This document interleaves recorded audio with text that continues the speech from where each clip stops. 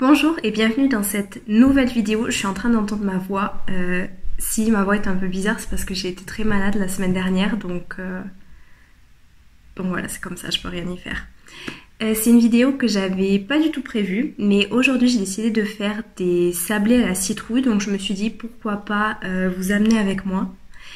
Et ça me permettra un petit peu de me replonger dans le bain de YouTube, étant donné que ça fait un moment que j'ai pas posté de vidéo et que la prochaine vidéo qui est prévue, qui est en cours de préparation, ça sera une analyse littéraire qui sera un peu plus intense que la vidéo d'aujourd'hui, je pense. J'ai pas encore entièrement préparé toutes mes notes, mais normalement ça sera une vidéo qui sera quand même plus longue et plus poussée. Donc voilà, j'espère que cette petite vidéo spontanée vous plaira. Donc au programme d'aujourd'hui, on va faire des sablés à la citrouille. Ma recette préférée, vraiment elle est trop bien, je la mettrai dans les commentaires, je l'ai déjà faite plusieurs fois. Et je voulais vous parler de l'adaptation de Gone Girl. Donc on va commencer par préparer la pâte pour les biscuits avec ma belle citrouille. Je mettrai je sais plus exactement ce que c'est cette citrouille là, je crois que c'est Carbo, Cabo, quelque chose comme ça. Mais les années précédentes, j'en ai fait avec d'autres types de citrouilles, celles que je trouvais en supermarché, et ça a très bien marché. Donc voilà, je vous dirai un petit peu, peu importe n'importe quelle citrouille de base, Hokkaido ou ce que vous trouvez en supermarché, ça ira très bien.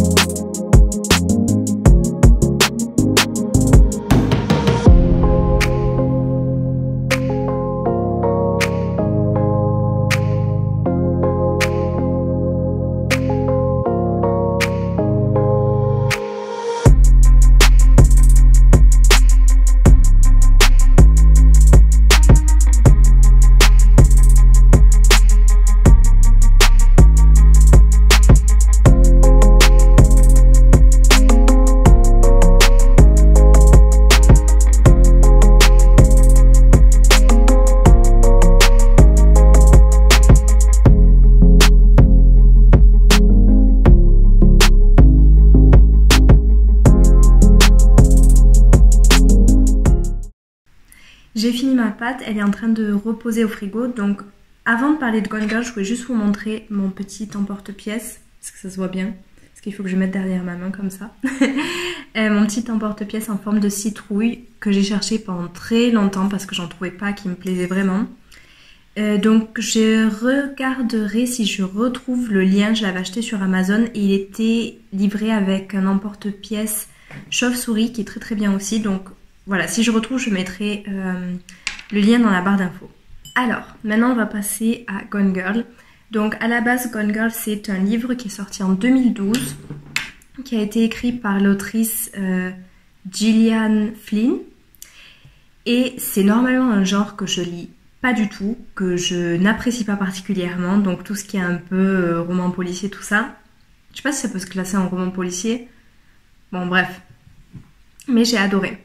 C'est l'histoire de Amy et Nick, qui sont un couple qui décide de partir de New York pour s'installer, alors je sais plus exactement où, mais dans un village quand même, dans une plus petite ville. Et il y a pas mal de tensions entre eux, et un jour Amy disparaît. Alors je peux pas vous en raconter trop sur l'histoire parce que je vais vraiment sinon complètement vous gâcher le suspense, mais c'est vrai que la bande-annonce du film donne quand même un élément très important quant à cette disparition. Je vous en dis pas plus, mais vraiment j'ai adoré le livre. J'ai trouvé que c'était plein de rebondissements, que les personnages étaient très bien construits, que c'était très riche. Et du coup, je me suis dit, il faut vraiment que je voie le film, ça va être super. Il faut vraiment que j'aille fermer la fenêtre aussi parce qu'il y a quelqu'un qui est en train de jeter des bouteilles. Non, c'est fini? Ok, c'est fini. Alors le film, il est sorti... Il faut que je vérifie quand est-ce qu'il est sorti. Il est sorti en 2014. Donc pas très très longtemps après la publication du livre. Le livre d'ailleurs a été un énorme succès et c'est toujours un livre très très connu, un très grand succès. Donc c'est pas étonnant qu'il l'ait adapté en film. Le cinéaste, c'est David Fincher. Et je suis pas forcément une grande fan, même si j'ai adoré la série. Il va encore falloir que je vérifie un truc. Il a fait une série dernièrement que j'ai adorée, tellement que j'ai oublié le titre, mais non, je vous assure que j'ai adoré cette série.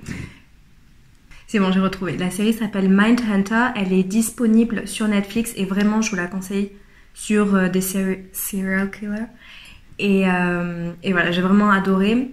Vous connaissez peut-être d'autres de ses films, donc Fight Club, que j'avais aussi beaucoup aimé, Seven, que j'ai détesté. Donc, j'ai pas vraiment d'avis en particulier sur son travail parce que ça dépend vraiment de ce qu'il fait. Le film en soi, j'ai aimé parce que, bon, vu l'histoire, c'est quand même difficile de pas aimer, d'en faire quelque chose de vraiment mauvais, mais j'ai pas trouvé forcément que l'adaptation du livre était très réussie et je voudrais vous expliquer pourquoi. Alors la première chose qui m'a dérangée, c'est que je trouve qu'on sent vraiment que la personne derrière ce film est un homme. Pourquoi? Parce que la différence, c'est vraiment, pour moi ça a été une grosse différence entre le film et le livre qui m'a vraiment pas plu, c'est que dans le livre, Amy et Nick sont tous les deux des personnages quand même très particuliers, on va dire. Si vous avez vu le film ou lu le livre, vous voyez de quoi je parle. Ils sont quand même un petit peu dérangés, ils sont pas très stables, tous les deux. Et ce que j'ai trouvé un peu dommage, c'est que dans le film, on n'a pas du tout cette impression-là. On a vraiment l'impression que Nick... Bon, c'est pas quelqu'un qui est représenté comme un homme parfait, ni quoi que ce soit, mais il attire pas mal notre sympathie dans le film et il donne plutôt l'impression de quelqu'un qui a fait des erreurs. Si tromper sa femme, on peut appeler ça faire une erreur, mais bon bref. Et ça m'a un petit peu dérangée parce que... Et c'est vrai que c'est quelque chose qui revient très souvent. Les personnes qui n'ont vu que le film vont être team Nick, on va dire. Alors que si on a lu le livre, c'est beaucoup plus complexe. Toute leur relation, toute la dynamique de cette relation couple est beaucoup plus complexe que juste... elle, c'est la folle, c'est la méchante. Et lui, il est innocent. Je trouve que c'est dommage parce que premièrement, ça va totalement à l'encontre de l'essence même du livre, je dirais, parce que dans le livre, on voit bien que autant lui que elle, tous les deux, il n'y en a pas une qui est complètement siphonnée et l'autre ça va. Tous les deux, on sent qu'ils sont quand même assez instables.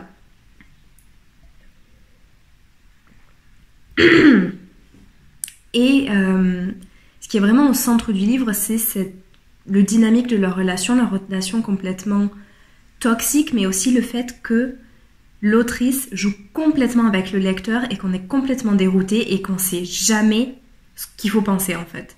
Parce que à une certaine page, on va se dire qu'on est du côté d'une personne et 10 pages après, on va se dire non, pas du tout, c'est l'inverse. Et puis on revient... Et il y a ce changement complètement incessant qu'il n'y a pas du tout dans le film et je trouve que c'est dommage. En plus de ça, je dirais que le fait qu'on n'ait pas du tout exploré ce côté-là, qu'on ait ignoré tout cet aspect du livre, ça rend la fin, à mon sens, totalement illogique. Et moi qui ai lu le livre, je comprends pourquoi ça s'est fini comme ça, mais mes amis avec lesquels j'ai vu le film n'ont pas du tout compris la fin. Alors si on part du principe que Nick, c'est quelqu'un d'équilibré et relativement sympathique, etc., et que Amy, c'est une folle furieuse, non seulement ça rend l'histoire, je trouve, un petit peu plate, mais en plus, c'est incompréhensible de savoir pourquoi il prend la décision qu'il prend à la fin et pourquoi il se passe ça à la fin. Alors, je ne parle pas en détail au cas où vous n'ayez pas vu le film ou pas lu le livre, mais c'est vrai que quand on voit le film, on comprend pas du tout. Alors qu'il y a deux éléments très importants qui mènent à cette fin et qui font que c'est une fin logique quand on lit le livre. La première chose, c'est que Nick et Amy sont assez semblables dans dans leur morale, dans leur attitude. Ils ont vraiment pas, ils ont pas du tout un comportement normal, hein. Oui, je pense que là vraiment je peux utiliser ce terme. Pas très sain, pas du tout même. Et lui, donc c'est pas du tout un ange. Bon, non seulement il l'a trompé, il est complètement égocentrique, il est complètement égoïste. Dans le livre, on le voit très bien, il ignore tout ce qu'elle veut, tous ses désirs. Il pense qu'à lui, il fait tout ce que lui plaît. Et ben, tu vas venir avec moi et comme au moment où ils ont déménagé. Et dernier point, il l'utilise pour son argent. Donc on voit assez bien quand même que leurs deux personnalités sont assez complémentaires finalement et qu'il n'y a pas tellement ce déséquilibre de elle ça va pas du tout et lui c'est une personne plutôt normale. Et si c'était comme ça forcément oui il n'y aurait pas eu cette fin, oui ils n'auraient pas été même ensemble dès le départ, mais justement c'est ce que cherche à nous montrer l'autrice, c'est que ils sont finalement assez similaires. Il y a un deuxième point, c'est que Nick a eu une enfance assez... c'est pas que son enfance a été compliquée, mais que la relation avec son père a été très difficile, qu'il en est toujours très marqué, et qu'il a un désir incroyable d'être père.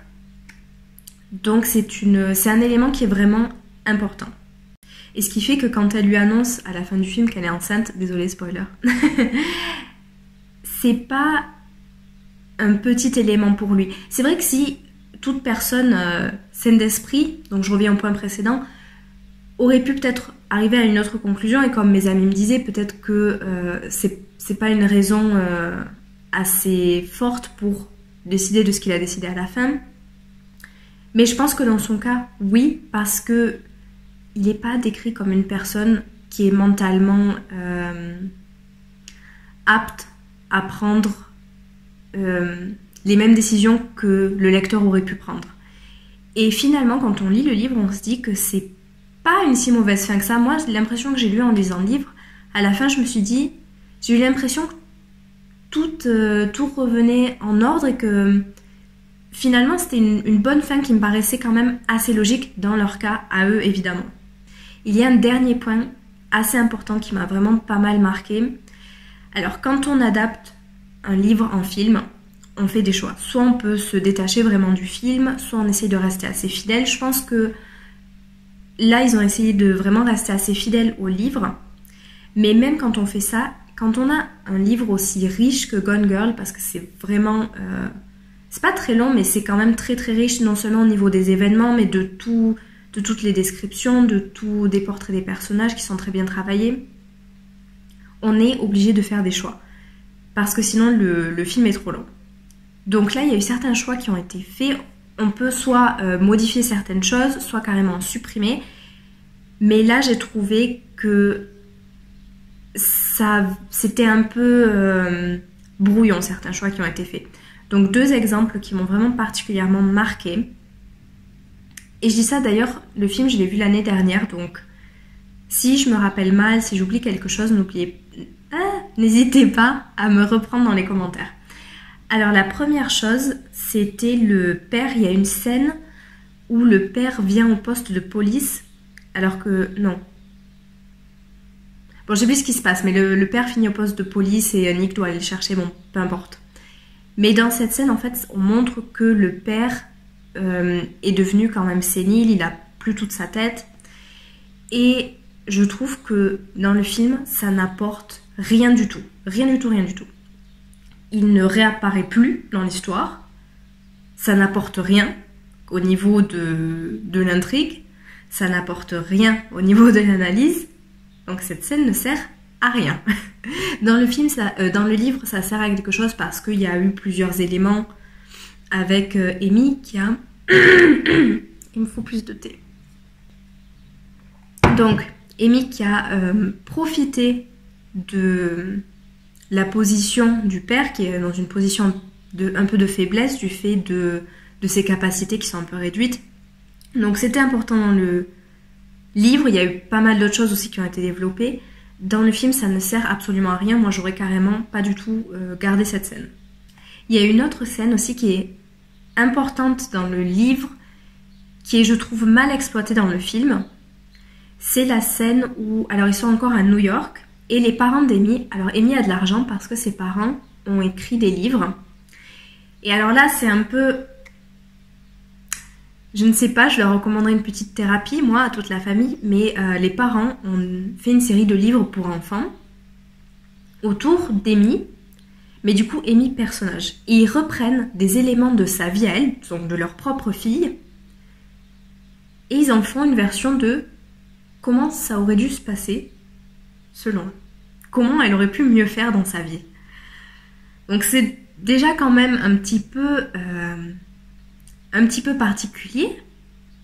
Et c'est en partie ce qui nous montre en fait que certains problèmes qu'elle a pu développer plus tard, et d'autres choses aussi dans le film, mais je trouve que dans le film on n'a pas vraiment montré l'intérêt de cette scène. Parce que ce que nous dit cette scène, c'est ce qu'elle nous montre réellement, c'est que Amy, même par ses parents, elle a été un petit peu déshumanisée, objectivisée, je ne sais pas, mais qu'elle a été en fait idéalisée et qu'elle n'a jamais été considérée et appréciée pour la personne qu'elle est réellement, mais plutôt pour une version idéalisée. Et c'est pas que ses parents, ça se retrouve plusieurs fois dans le film, ça se retrouve aussi dans sa relation avec Nick. Ça a une conséquence sur elle, sur son comportement, sur la façon dont elle se présente aux autres, sur... ça l'a vraiment façonné. Et on le retrouve aussi...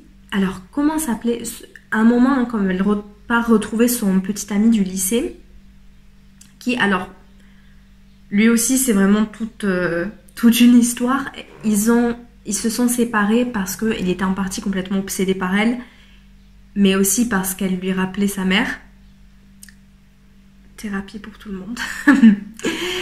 Et bon bref, donc ils n'étaient plus ensemble, elle part le retrouver parce qu'elle sait qu'il va l'aider. Et on se rend compte que il ne l'aime pas pour elle, il ne la voit pas vraiment en tant que personne, mais plutôt il voit cette version totalement idéalisée, figée dans le temps aussi. Il veut qu'elle s'habille comme elle avait l'habitude de s'habiller, qu'elle ressemble à ce à quoi elle avait l'habitude de ressembler, qu'elle change ses cheveux, tout ça en fait pour correspondre à son fantasme.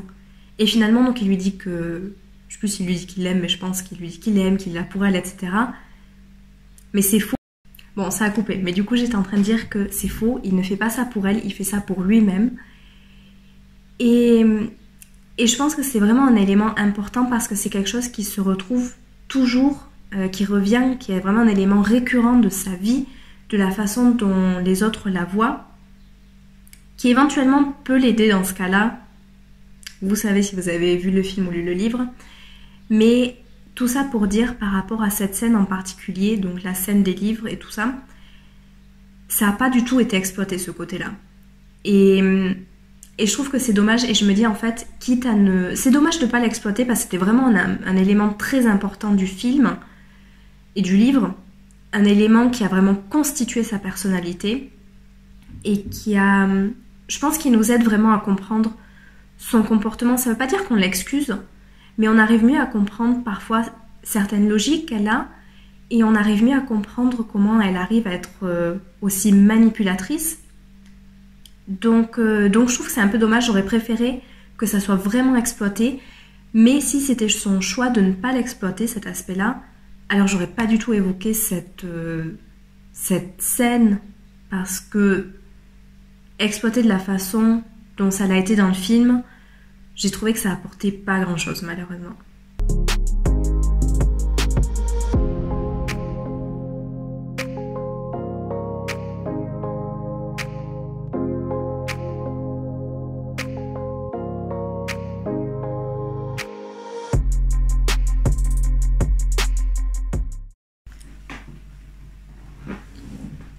Alors, j'ai fini la première fournée, du coup j'ai mis la deuxième à cuire là. Et je pense qu'ils sont ratés. Alors le goût ça va, ils sont très bons. Mais en plus quand j'ai sorti la pâte du frigo, je me suis dit c'est un peu huileux. Donc je sais pas si j'ai pas trop mis d'huile en fait. Et je suis en train de me dire, je me suis peut-être trompée dans les quantités. Soit ça, soit c'est parce que j'ai décidé de mettre moins de sucre. Donc je sais pas. Bon, en tout cas, ils sont bons, mais du coup, ils sont un petit peu pas assez croustillants. Donc bon, tant pis. Tout ça pour dire, je voulais donner une petite conclusion. Donc effectivement, dans cette vidéo, je me suis concentrée quand même un peu plus sur des points assez négatifs, on va dire, parce que j'avais envie de me concentrer sur l'adaptation du film. Mais le film en soi est très bien, j'ai beaucoup apprécié le film. Et je peux vraiment vous le recommander. Surtout si vous cherchez un film d'Halloween qui soit pas un film d'horreur. Je pense que ça peut passer quand même, ça peut être pas mal. Mais surtout, j'ai envie de vous recommander le livre. Parce que pour moi, ça a été vraiment une très très bonne lecture que j'ai beaucoup appréciée. Alors que c'est pas du tout le genre de livre que j'apprécie d'habitude. Donc il me reste encore à décorer les sablés mous. Avec du chocolat, je pense pas que j'arriverai à filmer en tout tenant à la main ou je sais pas où je le mettrai dans ma cuisine. Donc du coup, je pense que je vais terminer cette vidéo ici. J'espère que ça vous aura plu. N'hésitez pas à me dire ce que vous avez pensé du livre ou du film ou de l'adaptation si vous avez vu les deux. J'espère que vos sablés seront mieux réussis que les miens. Et sur ce, je vous dis à une prochaine vidéo.